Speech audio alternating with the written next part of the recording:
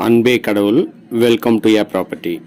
வீட்டில் ஒரு மரம் இல்லை 2 மரமாவது வச்சு ஒரு வீட்லேயும் பாதுகாக்கணும். பறவைகளுக்கு தண்ணி வைங்க. இந்த கடுமையான வெயில் நேரத்தில் கொஞ்சம் பறவைகளுக்கு, சின்ன விலங்குகளுக்கு தகுந்த மாதிரி தண்ணி வைங்க. பக்கத்து வீட்டில் ஈகோ காரணமாக மனிதர்களுக்குள்ள மனக்கசப்பு வந்தாலும் மரங்களை மட்டும் வெட்ட சொல்லாதீங்க. அது இடைஞ்சலாக இருக்குது, அதை வெட்டுங்கன்னு நீங்கள் ரொம்ப ப்ரெஷர் போடாதீங்க. தயவுசெய்து மரங்களை எப்போதுமே இருக்கிற மரங்களை பாதுகாத்துருங்க. புதுசாக வைக்கலைனாலும் இப்போ இருக்கிற மரத்தையாவது நம்ம நல்ல மாதிரியாக பாதுகாப்போம்.